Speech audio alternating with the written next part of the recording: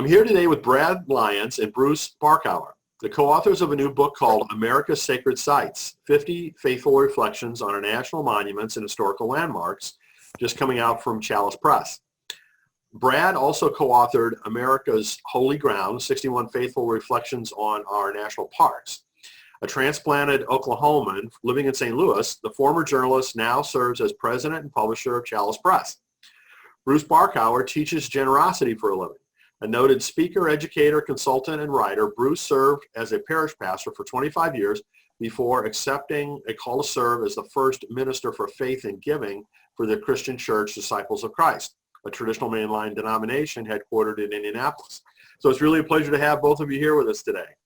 It's good to be here. With you. Thank you. Yeah, and Bruce and I have worked on both these books, and so this is a budding partnership that has 2 titles so far. So I want to make sure we got that credit in there too.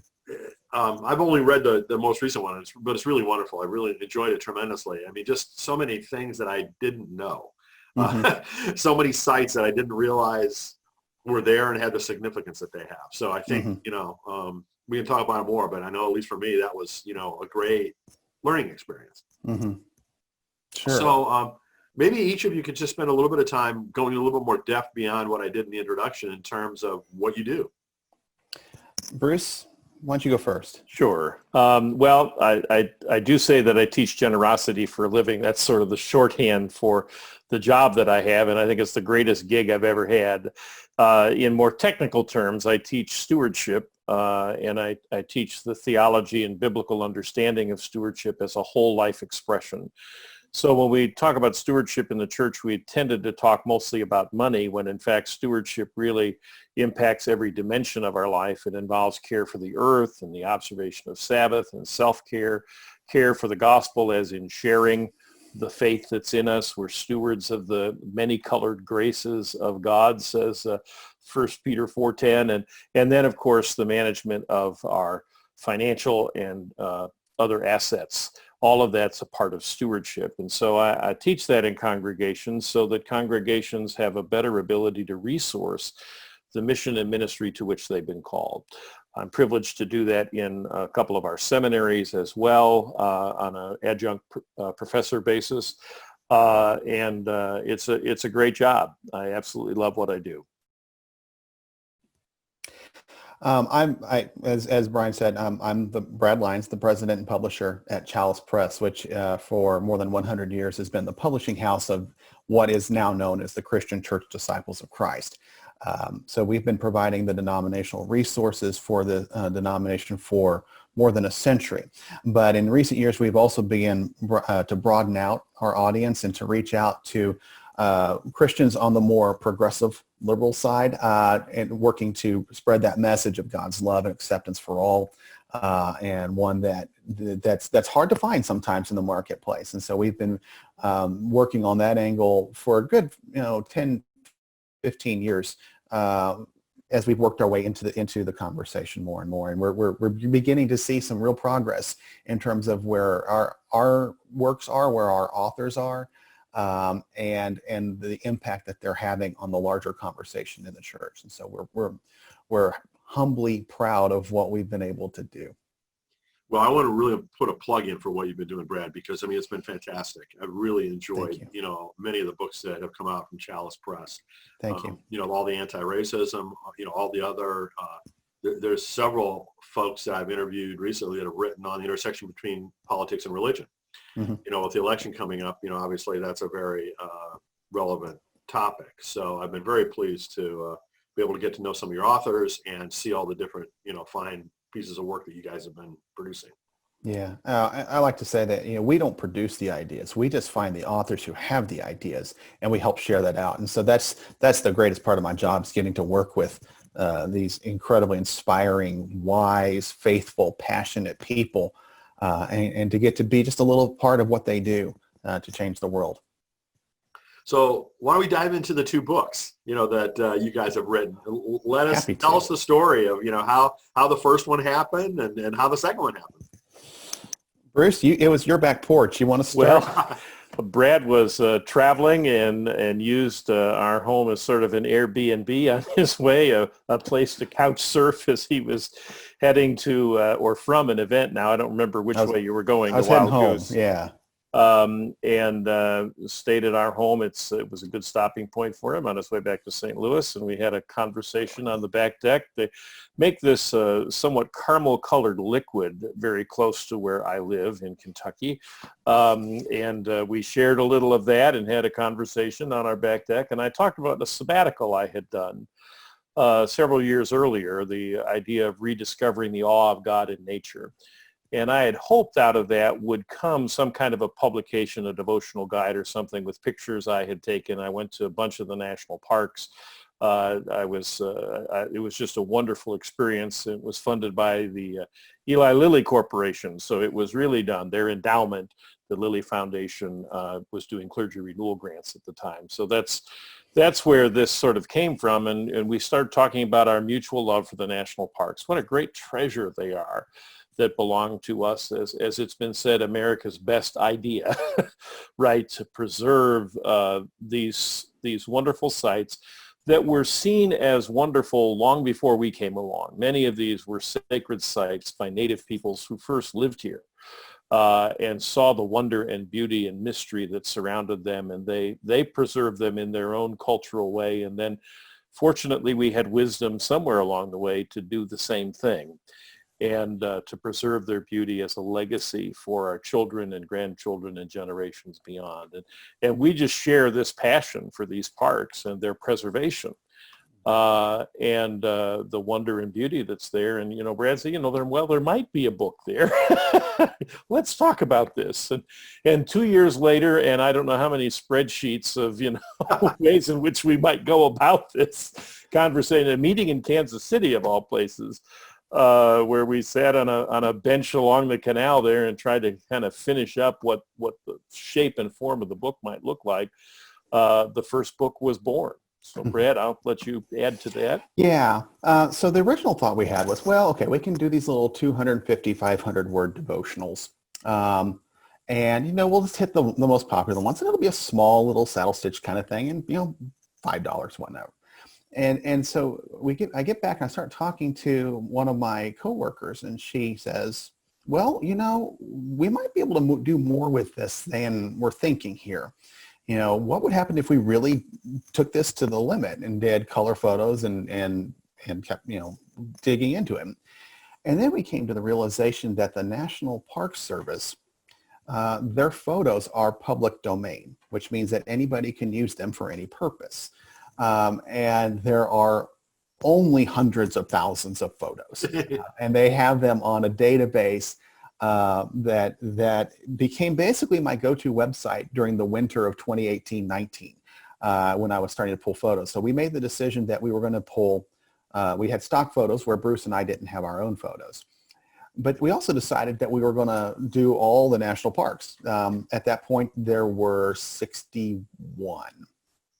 That's right. There were we had at the last minute, last weekend before you actually had turned the book over to the printer. Yeah. We wrote the book. We had the covers all lined up, and it was 60 national parks. 60, nice round number, right? Evenly divided by 2 and 3 and all sorts of things.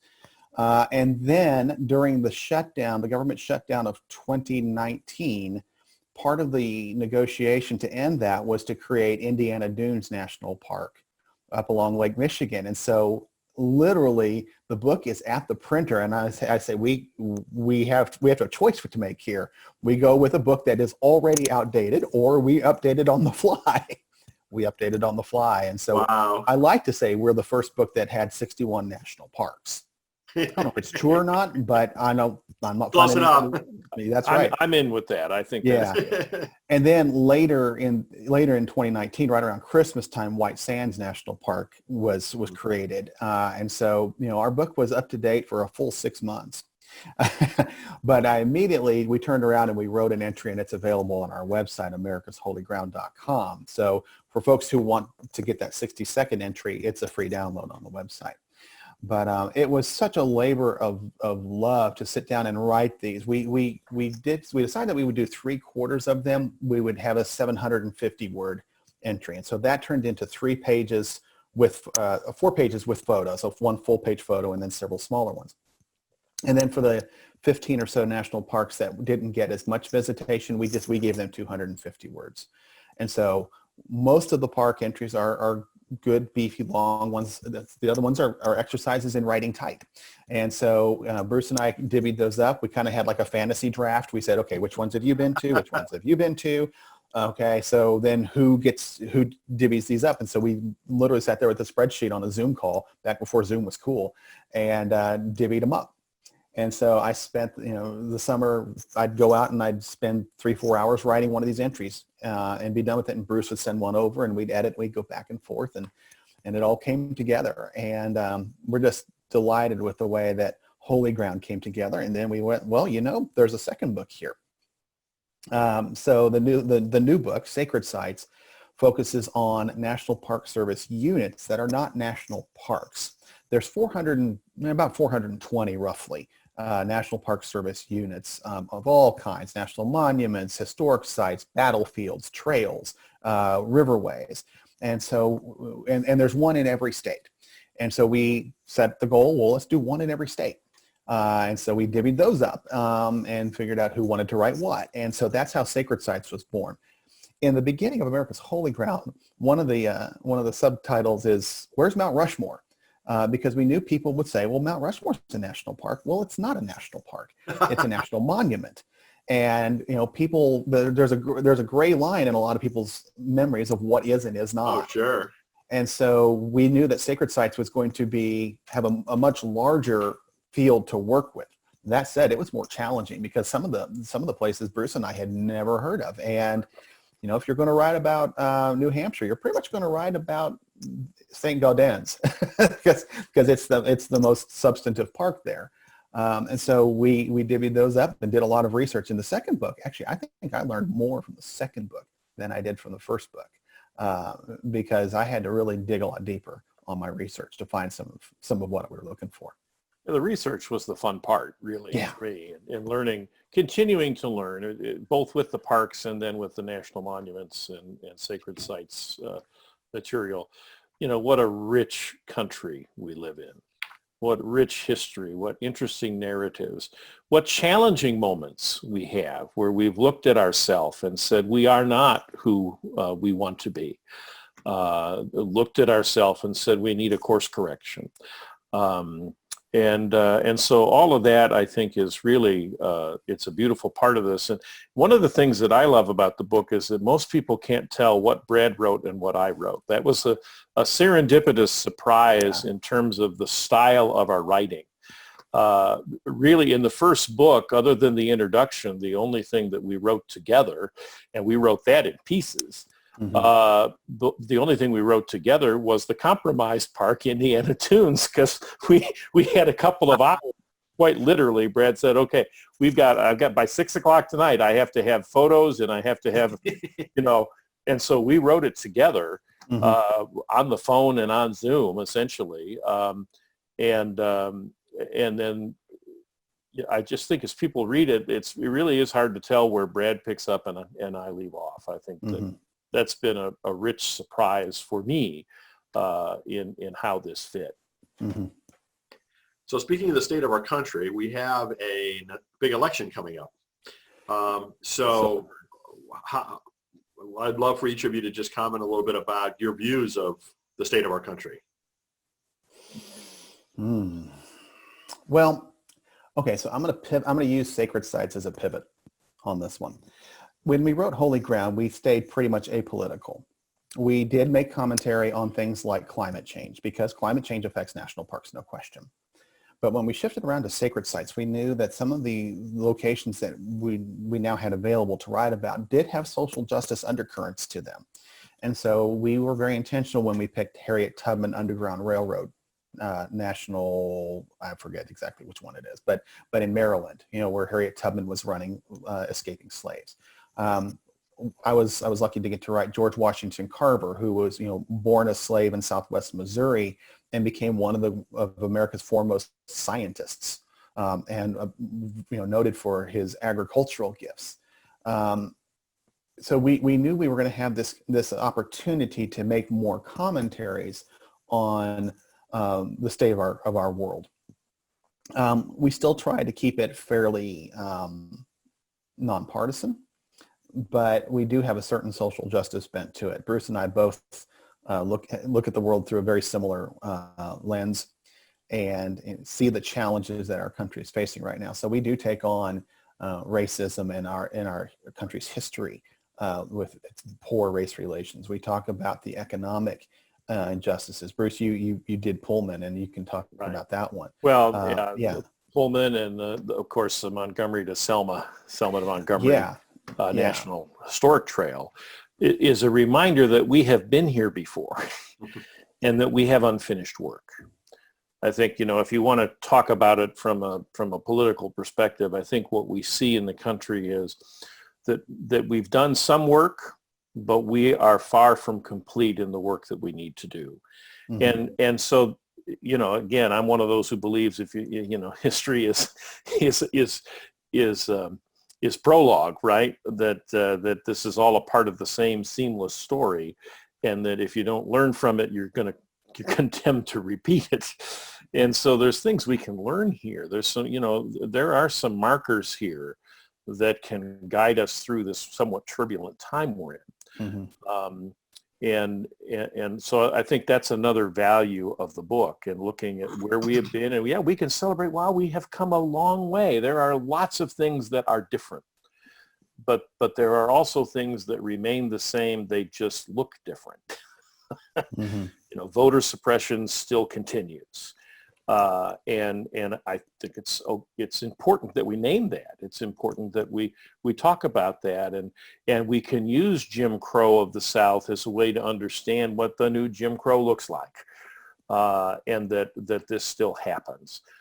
We can talk about unfair employment and essentially being owned by the corporation in the Pullman sense of that community and what that meant. And yet there were great struggles won out of that. The first African-American union came from the Porter Pullmans, or Pullman Porters rather.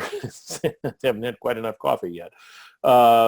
There are strides that have been made, and I think that's hopeful to me. But we do need to check our gut and look at this as a way to help us move forward. The concern we have, Brad and I share a mutual concern about the opening up of these pristine lands for development, particularly for fossil fuels and for mining. Mm-hmm. Talk of the Grand Canyon, the reducing of Bears Ears, now the National Arctic Wildlife being opened up. Mm-hmm. From my standpoint as a theologian who understands that our role as human beings is to care for the earth the way that God cares for everything in the cosmos. That's what it means to be in the divine image, that we have this stewarding and caretaking role. There are cautions where I think the church has a voice here. As a biblical scholar, places where I want to say, wait a minute. And as a human being, just to say it doesn't make sense to keep messing in our own nest, So you go at it either way. But as a biblical scholar, there are real points of contact here for us to critically reflect on as we make these decisions that will be irreversible in some cases.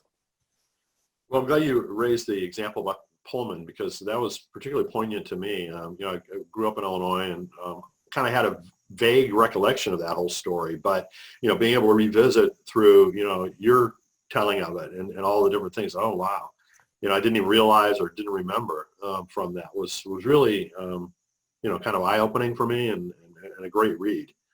Yeah, that's that part of American history that often gets skimmed over. Yes, exactly. Or was omitted from our textbooks completely. Right. So, obviously you guys have a deep caring for the environment, and, the books, carry that through quite well.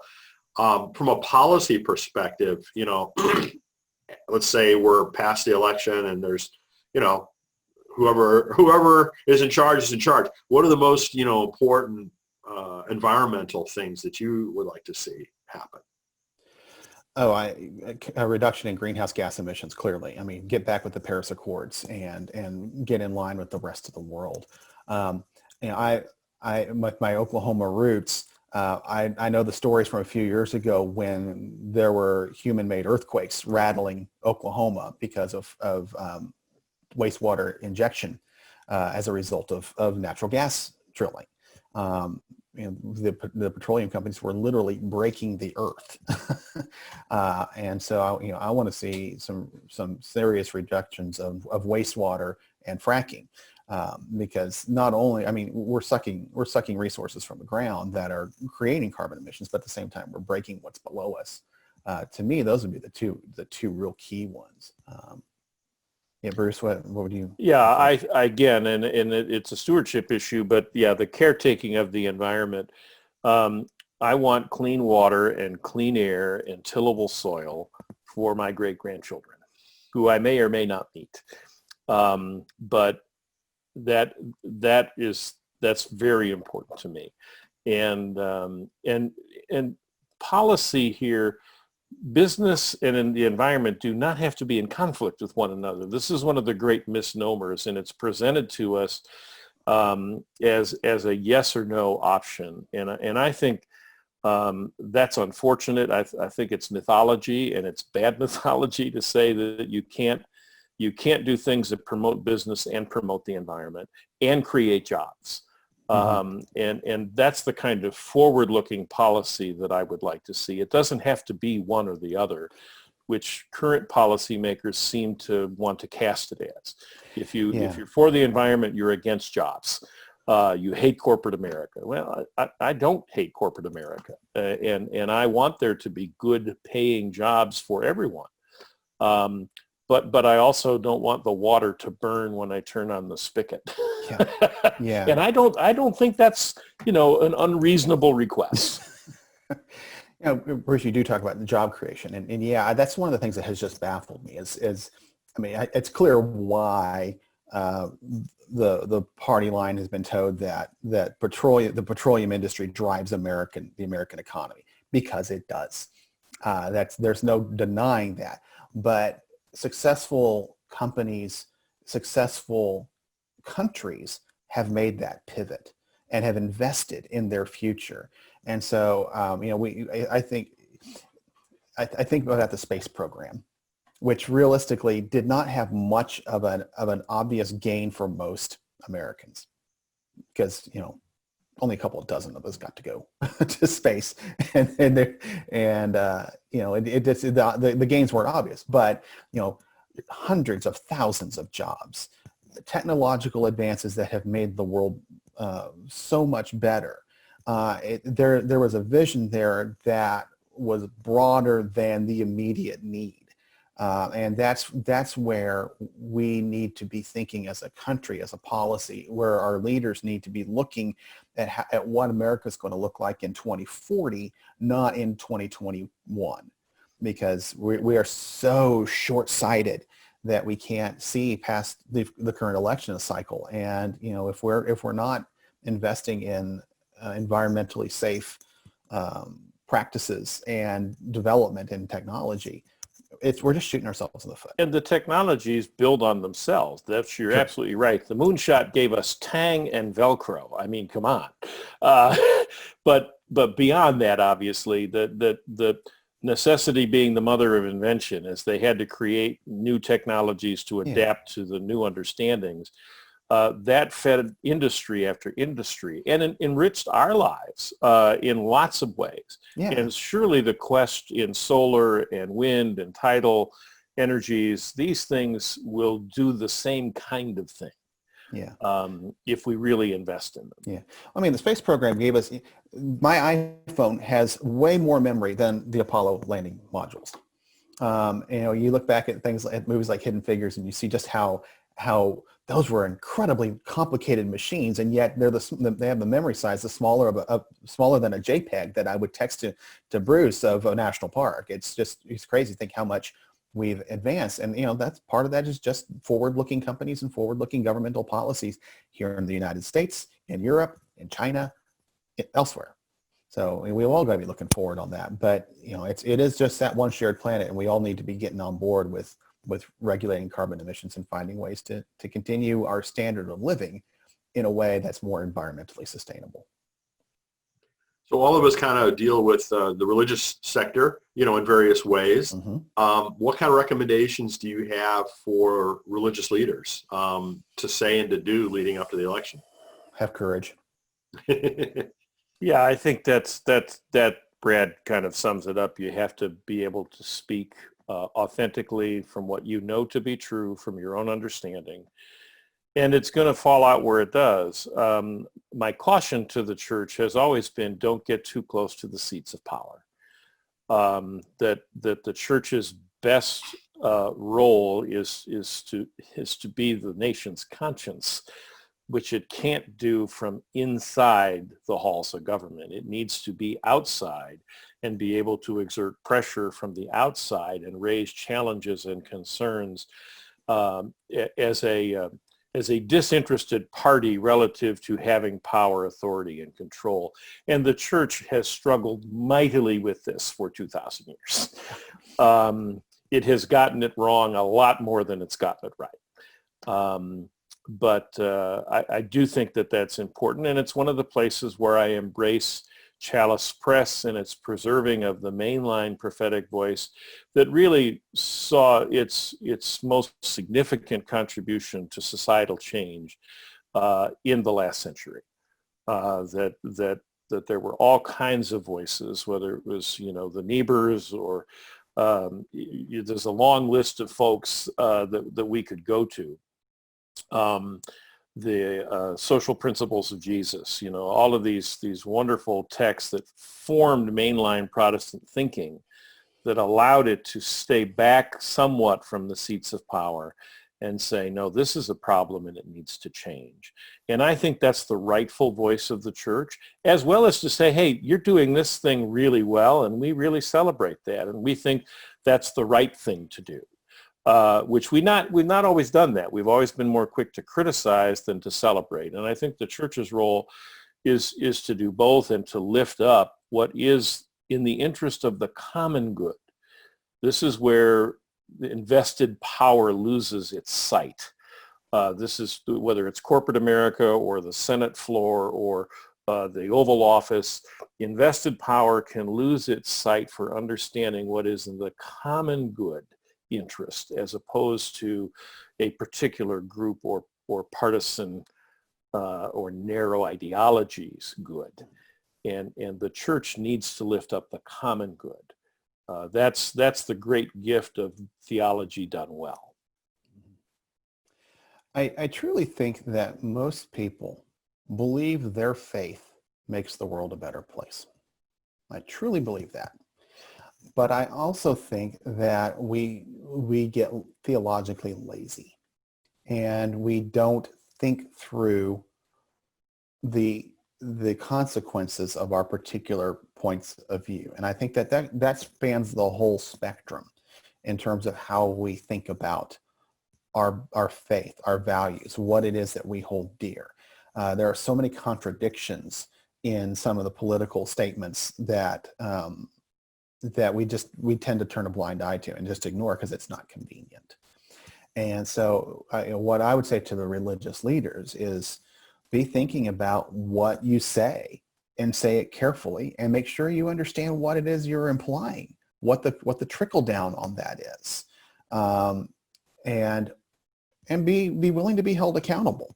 There's such a lack of accountability in all of culture these days, but particularly in religion. I mean, we see little glimmers of it here and there as we talk in September of 2020. We're coming through a rather interesting month at a particular evangelical university where consequences have finally caused some significant changes. But it's not going to cause any long-term changes to that theology. It's just going to be a different leader at the front of the room.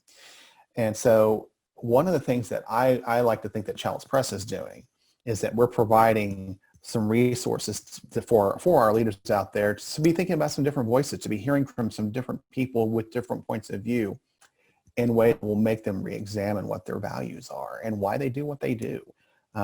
I'm not in this to toe the line. There are lots of books that will tell you, hey, you're doing great, keep it up. We want to challenge those folks. We want people to be thinking about why it is that we believe what we believe. Because if your faith is not being re-examined on a regular basis, even if you're affirming what you believe with some rational thought, then really what's the point? If your faith has gone stale, is it making a difference? So just to finish off, after the election, I think that there's going to be a lot of healing, that's required. I hope so. The whole country is as divisive and polarized as I can ever remember it. What suggestions do you guys have for that healing process? I think you're going to have to bring people together and get them to talk. And that's going to be really hard because there are people who become extremely set in their viewpoint. And on Facebook, I can just eliminate the voices I don't want to listen to anymore. And I will confess I've done that. There's their positions and viewpoints being espoused that I just don't need to see that when I'm having my coffee in the morning. And so I'm going to have the hard work to do. This has been the great challenge of the last 4 years for me, is that I do not like what it has done to me. I do not like how I have, in an effort to resist what I have seen to be unpleasant, have taken on some of the characteristics of the things I don't like. That's the confession here, that I don't like what this has done to the country, but I personally don't like what it's done to me. And so I'm going to have to do some reflection and confession and have a more open attitude to rejoin these conversations myself. But they're going to have to happen. I mean, I got relatives I don't speak to right now. That's where it's going to have to start. And then reaching out to others for whom, we just have agreed we just can't talk. Well, we got to. The biggest problem that's happened in our whole system of government in the last 30 years is that we somehow made compromise a dirty word. We didn't see that there could be value in an argument that was different from our own and a viewpoint that was different from our own. And instead of trying to find a way to do that together, again, for the common good, as I referred to earlier, it became burn the other guy's house down. We won't compromise. It's our way or the highway. And if the government closes for 6 months, too bad, without thinking about the repercussions of that. So there's an attitude shift that is going to have to happen.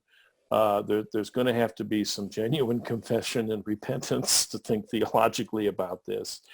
And leaders are going to have to work hard to bring people together to have these conversations. And they're going to probably start in smaller groups, but they're going to have to expand. And it's going to be difficult. Yeah. Again, because we've just come to this, well, it's not just we disagree, it's you're wrong. And this has happened theologically, it's not just that you read this passage differently, it's because you read it that way, you don't believe in God, which is a polite way of saying you're going to hell and you have no value. And so the church has its own work to do here, as does the community, to re-engage one another. And this is going to be difficult, hard work, but it's going to be necessary work if we're going to try to hold a democracy together, let alone our small communities together, and enjoy the rich diversity that God has gifted us with, and the varying viewpoints that make the world a much more interesting place, and a better place, because no one individual, no one party, no one theological perspective holds all truth. It's ignorance to believe that that's possible, and it's foolishness. Brad, other thoughts on that? Yeah, I agree with the good Reverend Barkhauer on all that. I think about, so I've had a few minutes to try to figure out what my response to that is, and I'm still not entirely sure how to phrase it, so I reserve the right to rephrase what as I move forward. But I think it's going to be about repentance. It's going to be about forgiveness. It's going to be about accountability. How do we repent for the mistakes across the board? We've all made mistakes. How do we how do we forgive what is forgivable, and how do we hold accountable that which is not forgivable? We looked to South Africa and the Truth and Reconciliation Committee. I mean, I don't know that we're at that kind of a point yet, but we've got to be thinking about how do we create a just, equitable, compassionate society, and we really haven't had that. As Bruce was thinking, the last president that was America's president was probably George Bush Sr. That was the last president we really all united behind, because they hated Clinton, they hated Bush too, they hated Obama, they hated Trump. We've not had a president that has been America's president since 1992. And even that is, could be debatable. But how are we going to, as a society, work through those points of now that we've shown our dirty laundry to everybody, we got to clean it up. So, and true leadership as opposed to authority, two different things, to go Ronald Heifetz there. True leadership is going to lead us through transformative experiences that are going to facilitate how we address those issues. We need to recognize what true leadership is, and not just authoritarianism or just congratulations, you won the lottery. Well, guys, it was really great to meet you. Thank you for spending some time with us today, and thank you for writing this book. I want to just show it again, America's Sacred Sites. It's really a great book, and as I said, I've learned a lot from it. It covers all these great locations in, all over the country. And so I highly recommend that. And, just want to thank you guys for the great work that you're doing. Well, thank you. Thank you. If folks want to learn more, the book is available wherever you buy books. I would prefer if you buy it from child'spress.com, but that's your choice. You can also follow us on Facebook. America's Holy Ground and Sacred Sites is on Facebook. And we also have the website, America's Holy Ground and America's Sacred Sites. Same, two different URLs, but the same website. And if you sign up for our email list, we're still writing. Yeah. We're still doing more and more pieces. And I coming off Labor Day weekend, I sense Rosie the Riveter National Historic Site may be coming soon. So there's some additional material on the website, and it's this just because the book is printed doesn't mean we've stopped. So we'd appreciate checking that out. There may be more to come. There may be yet another book. Who knows? Excellent. Well, guys, thanks again. Thanks, Brian. Thank you. What a privilege.